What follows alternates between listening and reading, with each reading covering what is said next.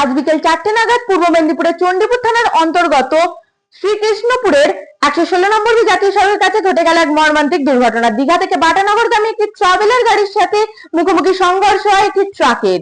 এই দুর্ঘটনায় আহত হয় 16 জন পর্যটক। এই আহতদের নিয়ে যাওয়া হয়েছে চণ্ডীপুর হাসপাতালে চিকিৎসার জন্য। এই অনুষ্ঠানটি নিবেদন করছেন Indigo the Boutique, Ena Advertising, City Light Digital Production, Digi Legal India.